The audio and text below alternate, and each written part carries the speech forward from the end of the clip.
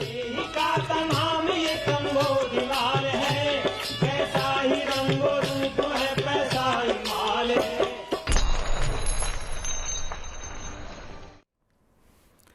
नमस्कार, मैं हूं शुभम शंकरधर। आप देख रहे हैं मनी 9। स्वागत है आपका हमारे prime time show money central में। दिन की सबसे बड़ी, सबसे जरूरी खबरों के विश्लेषण के लिए मेरे साथ मनी 9 के एडिटर अंशुमान तिवारी जी आ गए हैं। सर, बहुत स्वागत है आपका।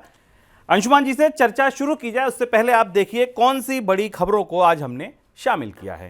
टोल कलेक्शन रिकॉर्ड स्तर पर, यहां से शुरुआत करेंगे। टोल कलेक्शन के आंकड़े आए हैं, ये रिकॉर्ड स्तर पर पहुंचा है। क्या बताते हैं ये आंकड़े, ये समझेंगे। आइडिया के एफपीओ से कंज्यूमर्स के लिए क्या बदलेगा। अगर आप आइडिया के, वोडाफोन के पुराने ग्राहक हैं तो एक नया एफपीओ लेकर आइए कंपनी। इस एफपीओ का पैसा जब कंपनी को मिलेगा तो उससे आपके लिए क्या बदलेगा, ये जानेंगे। एफपीओ क्या होता है? आईपीओ के बाद जब एक और आईपीओ आता है उसे एफपीओ कहते हैं। भारतीय बैंकों का आउटलुक हुआ डाउनग्रेड, ये दिन की एक बड़ी खबर है। इकरा जो रेटिंग एजेंसी है उसने भारतीय बैंकों का जो आउटलुक है वो डाउनग्रेड किया है, स्टेबल कर दिया है। पहले इससे ज्यादा बेहतर था।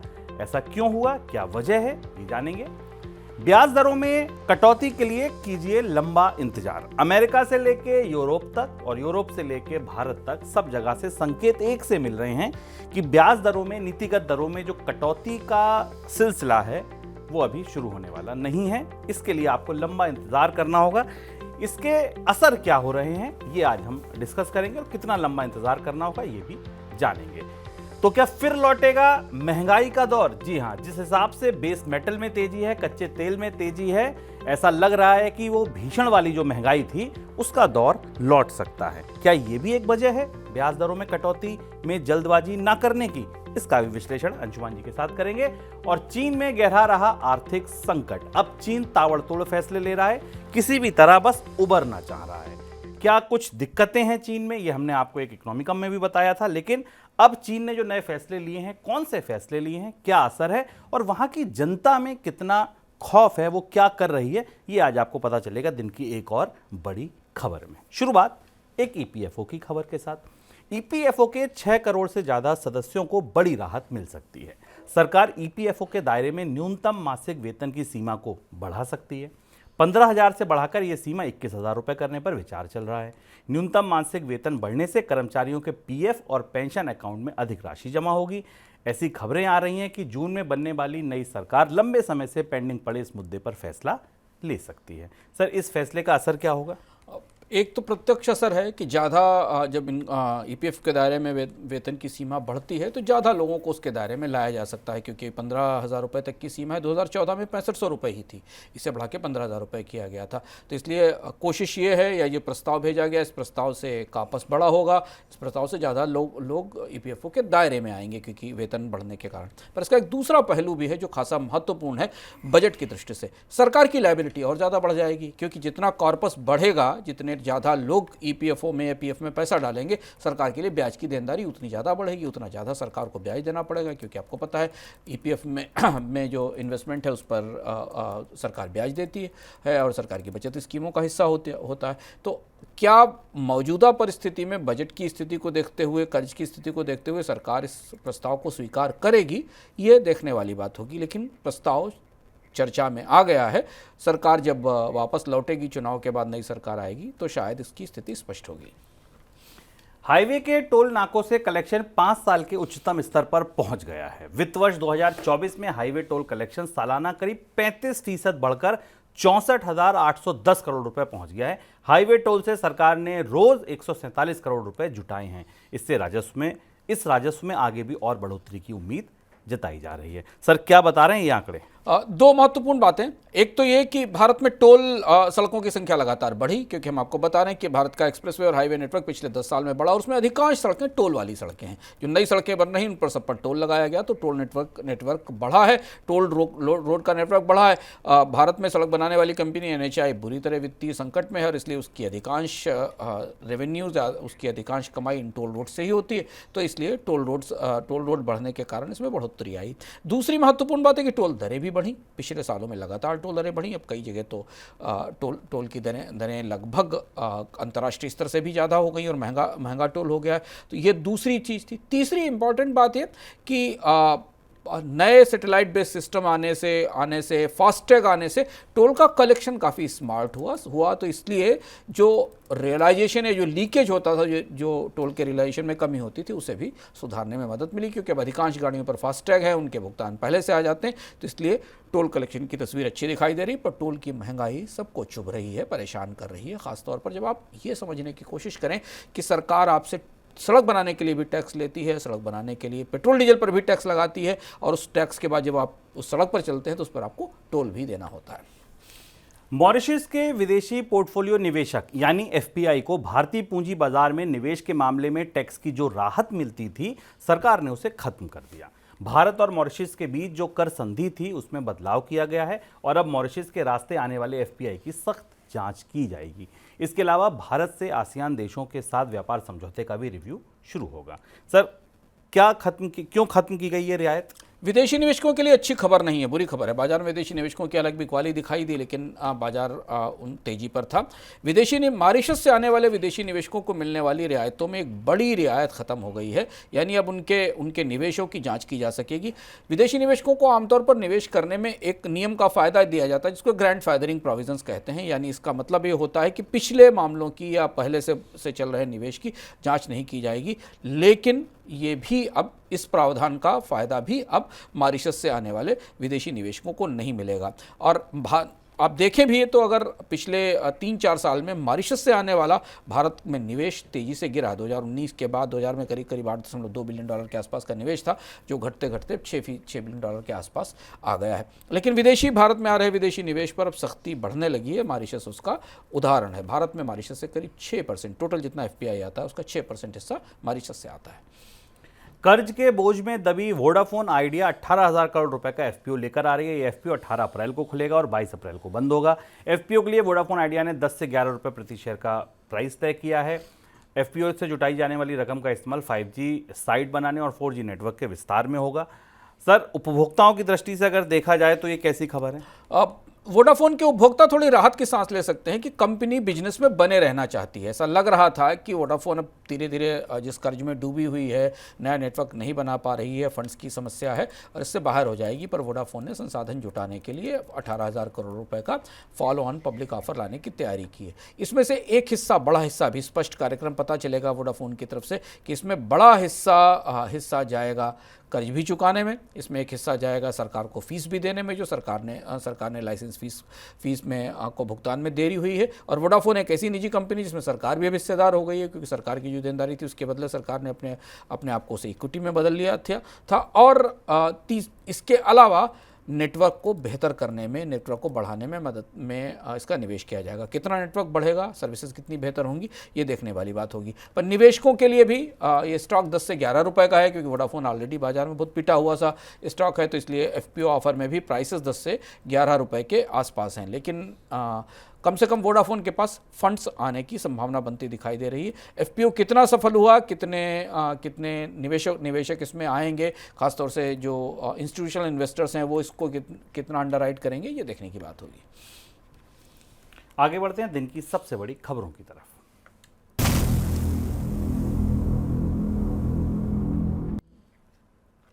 रेटिंग एजेंसी इकरा ने भारतीय बैंकिंग सेक्टर के आउटलुक को घटा दिया है। पहले पॉजिटिव आउटलुक था, जिसे घटाकर स्टेबल कर दिया गया है। रेटिंग एजेंसी का अनुमान है कि बैंकों की क्रेडिट ग्रोथ और प्रॉफिटेबिलिटी में कमी आएगी। ऐसे में बैंकों का जो आउटलुक है पहले से खराब हुआ है। सर, डाउनग्रेड की वजह क्या, भारत के बैंकिंग सेक्टर को कैसे समझा जाए इस डाउनग्रेड की रोशनी में? बड़ी असंगत सी और बड़ी महत्वपूर्ण खबर इसलिए है क्योंकि अभी 2-3 दिन पहले तक रिजर्व बैंक की तरफ से जो आंकड़े आए थे उसमें भारतीय बैंकों के एनपीए के लेवल में भी कमी दिखाई गई थी। रिजर्व बैंक ने अपने स्ट्रेस टेस्ट में कहा था कि भारतीय बैंकों की तस्वीर पिक्चर अच्छी है, कोई खतरा नहीं है, रिस्क नहीं है, और रिजर्व बैंक लगातार दखल भी कर रहा था अनसिक्योर्ड लोन रोकने के लिए। ऐसी स्थिति में रेटिंग एजेंसियों ने भारतीय बैंकिंग सेक्टर के आउटलुक को घटाया। क्यों? पॉजिटिव से स्टेबल कर दिया, इसके नीचे तो फिर निगेटिव आ जाता है। इसकी क्या वजह है ये समझना ज़रूरी है। और अगर आप मनी सेंट्रल नियमित रूप से देख रहे हैं तो हम आपको इसके बारे में संकेत देते रहें। सबसे बड़ी और सबसे महत्वपूर्ण बात बैंकों का क्रेडिट डिपॉजिट रेशियो है। बैंक्स के डिपॉजिट्स नहीं बढ़ रहे हैं, डिकेड में लोएस्ट लेवल पर डिपॉजिट्स हैं। बैंकों को बचतकर्ताओं से पैसा जुटाने में मुश्किल हो रही है, उन्हें ज़्यादा ब्याज देना पड़ रहा है, उसके बाद भी बचत नहीं आ रही। जिनके पास सरप्लस फंड्स हैं वो मार्केट्स में या बाकी जगह निवेश कर रहे हैं, और इस खराब क्रेडिट डिपॉजिट रेशियो के कारण बैंकों की कॉस्ट ऑफ फंडिंग बढ़ने वाली है। ये एक बड़ी वजह है जिसके कारण ICRA ने बैंकों को डाउनग्रेड किया है, बैंकों के आउटलुक को बदला है। दूसरी महत्वपूर्ण बात है कि इस बीच क्रेडिट ग्रोथ रेट में गिरावट की संभावना है। ये भी बात सामने आ चुकी है। भारत में इस साल जो आने वाले समय में क्रेडिट ग्रोथ रेट है वो 16% थी, पिछले साल 16.3% थी पिछले साल, जो घटकर इस बार 11 से 12% के आसपास रह जाएगी। यानी कर्ज की मांग कम होती जाएगी और जो पूंजी जुटाने की लागत है या जो बचत जुटाने की लागत है वो बढ़ती जाएगी। अब आप एक तस्वीर देखिए, ये तस्वीर बिल्कुल उस तस्वीर से दूसरी है जो हमें 15 दिन पहले 10 दिन पहले तक मिल रही थी। इन दोनों परिस्थितियों के बीच भारतीय बाजार में ब्याज दरें कम होने की, कर्ज सस्ता होने की गुंजाइश अभी नहीं दिखाई देती। इस पर हम आगे विस्तार से भी बात करेंगे क्योंकि पूरी दुनिया में ऐसी परिस्थिति बन रही, और यही वजह है कि रेटिंग एजेंसियों को बैंकों के भीतर अब कॉस्ट बढ़ने के, मार्जिन्स कम होने के दबाव बनते दिखाई दे रहे हैं। सर, विदेशी संस्थागत निवेशकों की तरफ से भी भारतीय बाजार में बिकवाली की जा रही है, अलग अलग सेक्टर्स में बिकवाली की जा रही है। बैंकिंग में भी कुछ बिकवाली की गई है, हालांकि अभी पॉजिटिव है, लेकिन बिकवाली की शुरुआत वहां भी हो गई है। क्या यही वजह है? हाँ, मार्च में 35,000 करोड़ रुपए के आसपास का सेल ऑफ हमने देखा पोर्टफोलियो इन्वेस्टर का, जिन्होंने बाजार से पैसे निकाले। और ये भी एक थोड़ा संगत सा रुख लगता है। भारतीय शेयर बाजार में तेजी दिखाई दे रही है, पर विदेशी निवेशक रह रहकर बिकवाली कर रहे हैं। और अगर आप इसे और भीतर जाकर इस बिकवाली को देखें ना शुभम, तो जो सेक्टर्स हैं वो सेक्टर्स जिनके बारे में भारत को लेकर सबसे ज़्यादा सकारात्मक दृष्टिकोण रहता है भारतीय अर्थव्यवस्था में, बैंकिंग वहाँ से निकल रहे हैं, FMCG जो कि भारत में उपभोक्ता खपत बाजार का, वहाँ से निकल रहे हैं, कंज्यूमर ड्यूरेबल्स से भी, टेक्नोलॉजी से भी। इन क्षेत्रों से विदेशी निवेशक बिकवाली करके निकल रहे हैं, सल्की हैं, थोड़ा चिंतित हैं।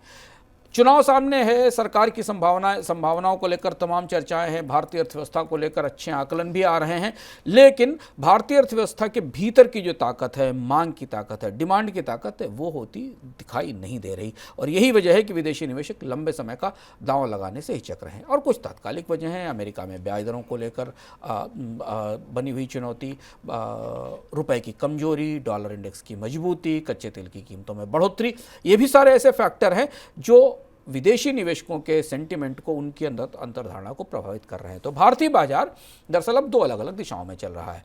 विदेशी निवेशक जिन्हें माना जाता था कि लंबे समय के लिए निवेश करने आए हैं, जिन्हें भारत की ग्रोथ स्टोरी में पर पूंजी लगानी थी, वो धीमे धीमे मौका मिलते ही पैसे निकाल रहे हैं, जबकि बाजार बढ़ रहे हैं क्योंकि भारत के म्यूचुअल फंड निवेशक हर महीने 20,000 18,000 करोड़ रुपए के SIP कराते हैं और वो पैसा स्टॉक मार्केट में जा रहा है। अमेरिका में कर्ज सस्ता होने की उम्मीद घटने के बाद अमेरिकी बॉन्ड यील्ड में आई बढ़ोतरी की वजह से डॉलर तो मजबूत हुआ ही, साथ में सोने और चांदी का भाव भी नई रिकॉर्ड ऊंचाई पर पहुंच गया।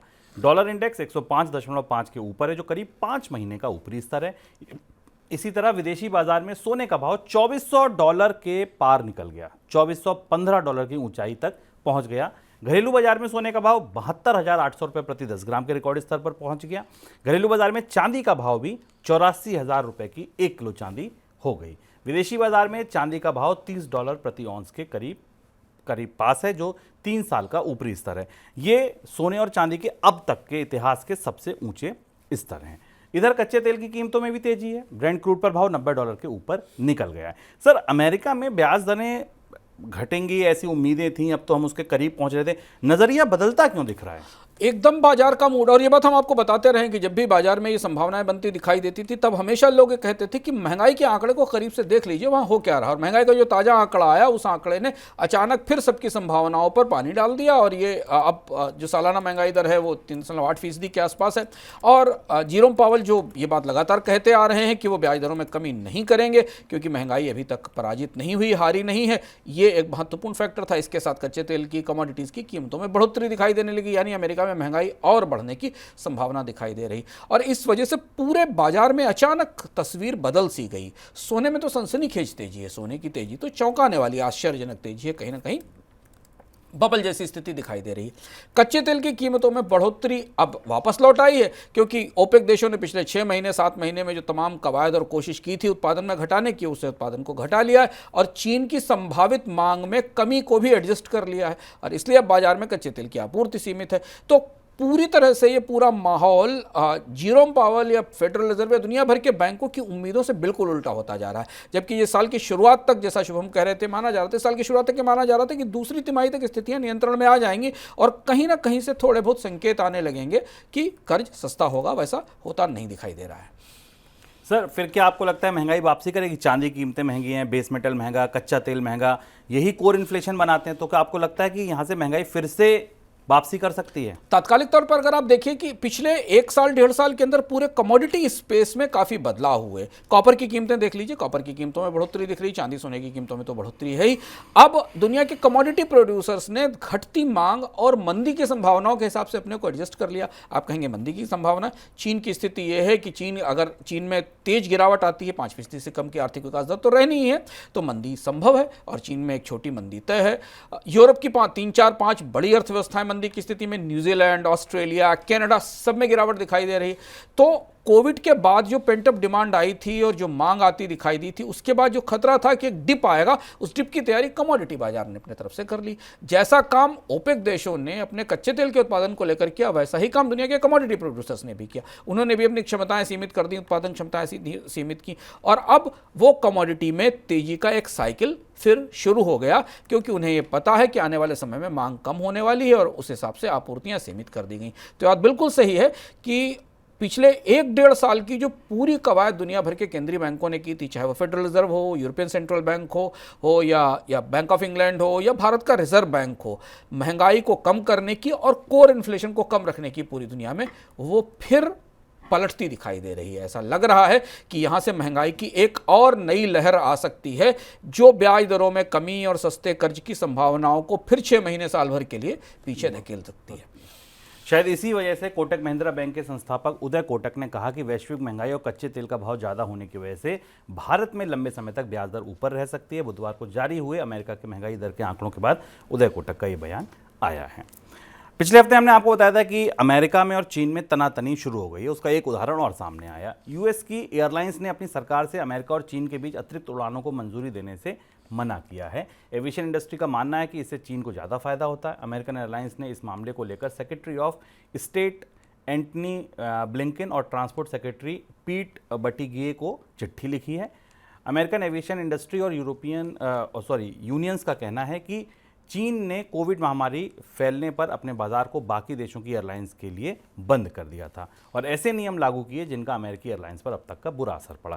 सर, ये तनातनी जो है बढ़ती जा रही है। देखिए, स्थितियां चीन और अमेरिका के रिश्तों में अब बिगड़ती जा रही हैं, दिख रहा है। और वो डिस्टेंस, जो डीकपलिंग है अमेरिका और चाइना की, वो दिखने लगी। जेनेट येलन ने पिछले हफ्ते बयान दिया था, हमने आपको बताया था कि चीन से आयात पर सख्ती की जाएगी क्योंकि चीन सस्ता सामान अमेरिका में डंप कर रहा है। अब यहाँ ये बड़ी बात है, अमेरिका में आमतौर पर ऐसा होता नहीं कि अमेरिका की एविएशन इंडस्ट्री इतनी कंजर्वेटिव हो जाए इस तरह से अपने बाजार को बंद करने की कोशिश करने लगे। ये बिल्कुल पहला मौका है हाल फिलहाल के वर्षों में जब एविएशन इंडस्ट्री ने, उड्डयन कंपनियों ने सरकार को चिट्ठी लिखकर ये कहा है, वहाँ के जो विदेश मंत्री और वहाँ के ट्रांसपोर्ट मंत्री को, कि चीन को उड़ानों की मंजूरी न दी जाए।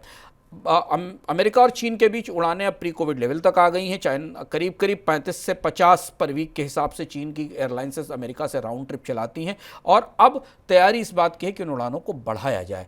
इन उड़ानों को बढ़ाने के खिलाफ अब अमेरिका की एविएशन इंडस्ट्री खड़ी हो गई है और कहीं ना कहीं चुनाव की तरफ जाते हुए राष्ट्रपति जो बाइडेन अमेरिका की एविएशन इंडस्ट्री की, अपनी एविएशन इंडस्ट्री की बात पर गौर करने को मजबूर होंगे और ये एक और संकेत होगा खराब होते रिश्तों का।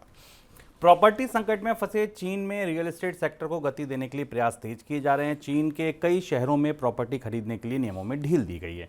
ये ढील शुरुआत में 4 शहरों के लिए हुई है। राजधानी बीजिंग में तो प्रॉपर्टी खरीदने के लिए दी जाने वाले कर्ज के कोटे को 4 लाख युआन तक बढ़ा भी दिया गया है। सर, ये संकट से बचने की कोशिश है? अब कोशिशें की जा रही है क्योंकि हमने आपको बताया कि चीन की रेटिंग डाउनग्रेड हुई थी पिछले हफ्ते। फिच ने और मूडीज, इससे पहले मूडीज ने रेटिंग डाउनग्रेड की थी। चीन का प्रॉपर्टी मार्केट ही चीन की सबसे बड़ी समस्या है, वही सबसे बड़ी दरार है जिसमें चीन की अर्थव्यवस्था डूबती दिखाई दे रही है और इसलिए चीन की सरकार की तरफ से प्रॉपर्टी मार्केट को बूस्ट करने के लिए लगातार कोशिशें की जा रही हैं। लेकिन दूसरी महत्वपूर्ण खबर यह कि चीन की प्रॉपर्टी कंपनियां इतनी बुरी स्थिति में है कि चीन में होटल्स जो बने थे उनकी सेल ऑफ शुरू हो गई है। करीब 24 बिलियन युआन के, $3.3 बिलियन के होटल्स की सेल हुई है पिछले पिछले 2023 के मध्य से लेकर अभी तक। और जो बड़े होटल्स चीन के शहरों में बनाए गए थे, उनके लिए अब यूरोप और अमेरिका की कंपनियों में या चीन की बाकी कंपनियों से ग्राहक तलाशे जा रहे हैं, क्योंकि चीन की रियल एस्टेट कंपनियां इस बिजनेस से बाहर निकलने की कोशिश कर रही हैं। दूसरी एक और बड़ी चिंताजनक खबर जो चीन से आई है, जो शायद अंतर्राष्ट्रीय स्तर पर तमाम अलग अलग तरीके के घटनाक्रमों को समझने में हमें मदद करती है, वो ये है कि चीन में डॉलर की डिमांड बढ़ गई है, डॉलर की खरीद बढ़ गई है। चीन के लोग युआन वापस करके डॉलर स्टोर कर रहे हैं, ऐसी खबर एजेंसियों पर आई है। ये ऐसा इसलिए है क्योंकि युआन में पिछले दिनों में जितनी तेज गिरावट आई है, उसके बाद चीन के लोगों को सोने और डॉलर पर भरोसा बढ़ने लगा है। चीन में गोल्ड की डिमांड भी बढ़ी है। ये चीन की अर्थव्यवस्था के भीतर बन रही चुनौतियां, दबाव और थोड़ी लड़खड़ाहट का संकेत भी दिखाई दे रहा है। माना जा रहा है कि गोल्ड की प्राइसेस में अंतर्राष्ट्रीय स्तर पर तेजी में चीन और अमेरिका दोनों की अर्थव्यवस्थाओं का योगदान है। अमेरिका में भी गोल्ड की डिमांड बढ़ी है, लोग सोने को रिटेल में खरीद रहे हैं, और चीन में भी सोने की मांग में बढ़ोतरी हुई है। पर डॉलर, जिसे आमतौर पर माना जा रहा था कि युआन की टक्कर में डॉलर को चुनौती मिलेगी, वहाँ आप चीनी लोग डॉलर खरीद रहे हैं युआन देकर। ये एक नया और चौंकाने वाला घटनाक्रम है। आगे बढ़ते हैं झटपट खबरों की तरफ।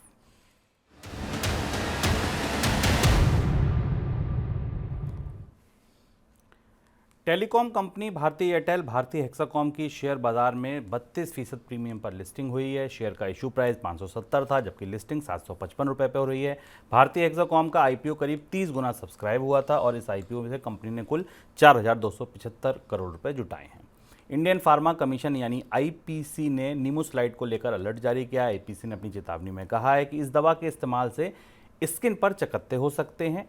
हेल्थ केयर प्रोफेशनल से दवा के इस्तेमाल को लेकर बारीकी से निगरानी करने को कहा गया है। साथ ही किसी भी तरीके के साइड इफेक्ट होने पर जानकारी देने के निर्देश दिए गए हैं। एशियन डेवलपमेंट बैंक ने भारत की आर्थिक विकास दर के अनुमान में बढ़ोतरी की है। वित्त वर्ष 2024-25 में भारत की जीडीपी ग्रोथ 7% रहने का अनुमान लगाया है। इससे पहले ये 6.7% का था। एडीबी ने मजबूत इन्वेस्टमेंट और कंज्यूमर कॉन्फिडेंस में सुधार को देखते हुए अपने अनुमान में ये बदलाव किया है। दूसरी ओर मूडीज ने भारत के आउटलुक को स्टेबल पर बरकरार रखा है। शॉपिंग मॉल्स में रिटेल लीजिंग में इस साल सुस्ती आने की संभावना है। रियल एस्टेट कंसल्टेंट सीबीआरई के मुताबिक शॉपिंग मॉल्स और हाई स्ट्रीट लोकेशन में रिटेल स्पेस की मांग साल 2023 के रिकॉर्ड 71 लाख वर्ग फुट की तुलना में इस साल 15% गिर सकती है।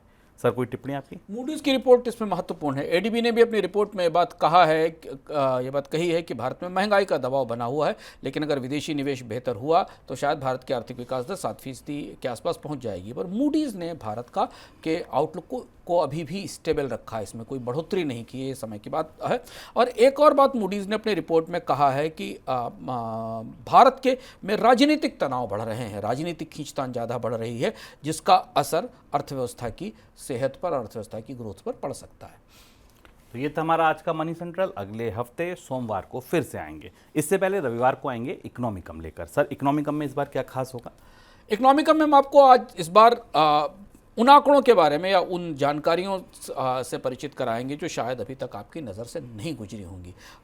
भारतीय अर्थव्यवस्था के भीतर जो सबसे ज़रूरी आंकड़े होते हैं, सबसे ज़रूरी और सबसे कीमती आंकड़े, ना वो जीडीपी का होता है, ना वो बजट का होता है, ना वो ट्रेड का होता है, ना वो मूडीज़ और फिच और तमाम कंपनियों के होते हैं, वो आंकड़े जो सरकार खुद बनाती और जारी करती है। 11 साल बाद भारत का सबसे ज़रूरी आंकड़ा आया है चुनाव के शोर के बीच, और वो क्या बता रहा है भारतीय अर्थव्यवस्था के बारे में, हमारी जेब के बारे में, और क्यों उसे देखकर जानने के बाद आपको अपने भविष्य की अपनी योजनाएं, अपने निवेश की योजनाएं, अपने कारोबार की योजनाएं बनानी चाहिए। सबसे ज़रूरी आंकड़े जो आमतौर पर हर 5 साल में आते हैं, लेकिन इस बार ये आंकड़ा 11 साल बाद आ रहा है। हम आपको उस आंकड़े की यात्रा कराएंगे। शायद आपने भी उसके बारे में कम सुना हो या उसकी सुर्खियों से खबर आपके पास से निकल गई। इस बार का इकोनॉमिकम बहुत खास है, आपको आपकी जेब के बारे में बताएगा, क्या हो रहा है भारत की परिवारों की जेब के भीतर। तो देखना ना भूलें, ये इकोनॉमिकम केवल आपको मनी 9 के सुपर ऐप पर मिलेगा। डाउनलोड नहीं किया तो कर लीजिए। इस इकोनॉमिकम के लिए इंतज़ार मत कीजिए, क्योंकि बड़ा ही ज़रूरी, बड़ा ही जानकारी वाला, रोचक इकोनॉमिकम होने वाला है इस हफ्ते का। फिलहाल दीजिए इजाज़त, सोमवार को फिर मुलाकात करेंगे। नमस्कार।